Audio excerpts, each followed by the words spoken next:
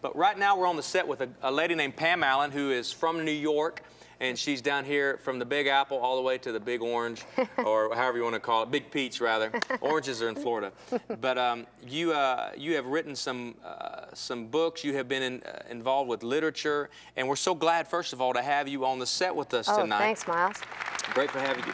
So tell us a little bit about Pam Allyn first, and tell us a little bit about what you're doing and how God is using you. Well, I'm really all about the power of words, and my mission has been from the time I was very young about bringing children together with the power of words, stories, poetry, any words that are really going to move them and inspire them. And that is my mission because I've seen the way stories and the power of literature can really lift children up and make them strong. And I've worked since I was right at the beginning of my career as an educator with foster care children at a center in New York called Children's Village. And those boys there were really my first teachers. They really showed me that children who've been deprived of education and the opportunity to read great books and to be exposed to their own reading lives can still at any age really find themselves in the world of books, in the world of stories, in the world of words, and that words can really rescue people. You know, that stories, your own story and the story of others can really be a saving thing. And so I made that my life's work. I started an organization in New York called Lit Life, which is a teacher training organization, and then from there we expanded 3 years ago to become litworld as well, and that's a global organization. We've traveled all over the world to talk to teachers and parents and community members about the importance of really giving kids access to literacy. You know, it's an incredible ministry, by the way, and so needed. It is so different because typically when people look at ministry and are ministry-minded, Pam, they think of a church, they think of a pulpit, but words are powerful, and Jesus Christ talked about that, and so did the Gospels, the epistles talk about the power of faith and the words that we speak. You know, the word, when we read it in this generation, they don't seem to have a very desire to read because there's so much more things that catch their attention. Why is that? What are some statistics that are going on today that maybe would help open our eyes to seeing why this is so important? Well, there are at least 774 million people worldwide who cannot read. And even though it is true that there's a lot of distraction and video and lots of sort of the gaming culture makes it seem like reading isn't as important, we see all over the world that people having access, whether it's through Facebook or Twitter or any of the social media, that we rely on stories. We rely on each other's stories. It's what's bringing us together more now than ever before. That's so good. And I see myself as being, I don't, you know, I think my work doesn't exist in any one place, although it's in many places. We have bases in different parts of the world where we're doing a lot of work, and we can point to it and say, look, we've started reading clubs for boys and girls, and we see how important that is. But I'm also a big fan of the social media because I see that in one sentence, in 140 characters, you can actually convey a big idea. And I think children really recognize that. And for the most part, children really want that. But in a lot of parts of the world, including right here in the United States, children do not get access to books. They do not get access to technology. So they're sort of cut off in a certain way from becoming fluent and becoming comfortable as readers. Kind of like a third world country inside of a first world. Absolutely. That's the truth about our country. Wow. Yep. 774 million. What's this? Do you know? I'm not putting you on the spot here. What is that in the United States? Do you have a clue? How many? You know, it's a kind of a changeable number.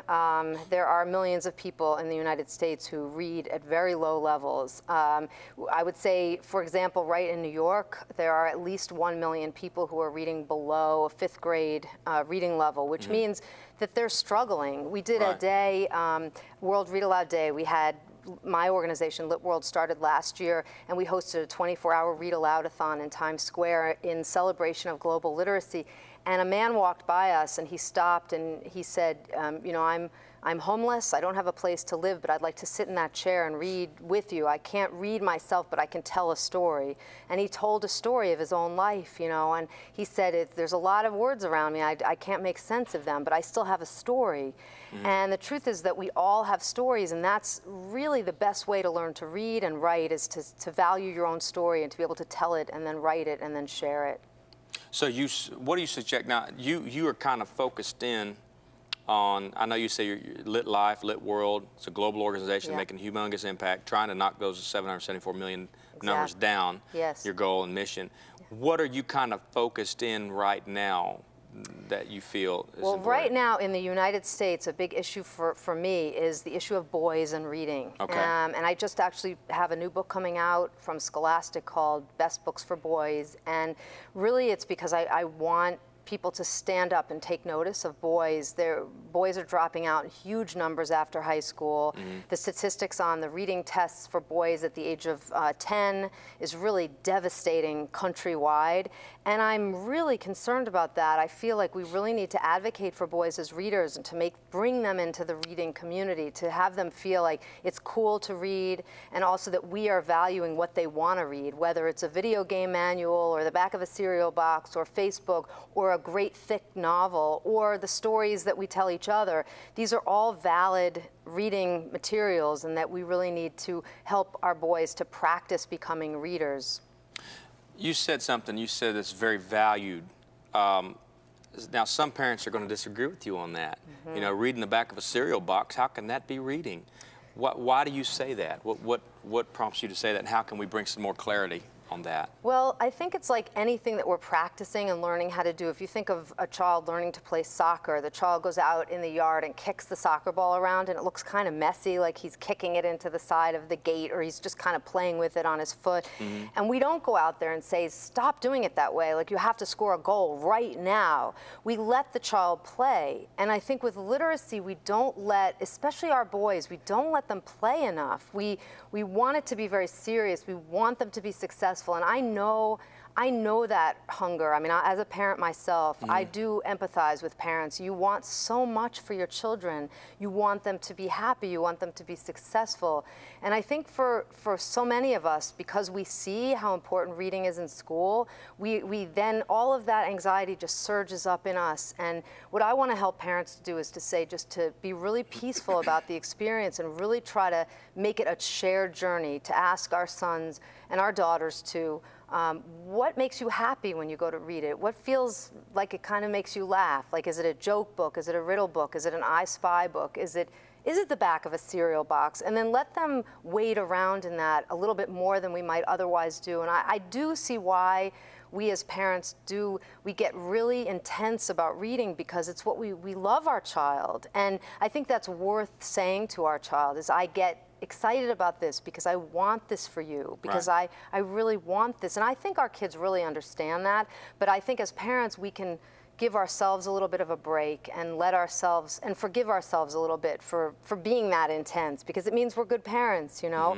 And what I tried to do in my book is to offer some suggestions for reading for boys that feel a little less stressful for a lot of our boy readers. According to age?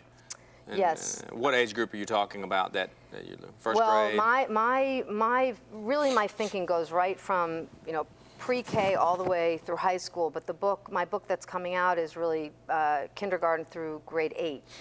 Because those are the elementary and middle school years. Fundamental, foundational. And I do want as families, us to be able to feel that at home there's a sanctuary around reading. Whether you're reading sacred text or you're reading text that is, you know, sort of in the world around you, that text becomes your friend.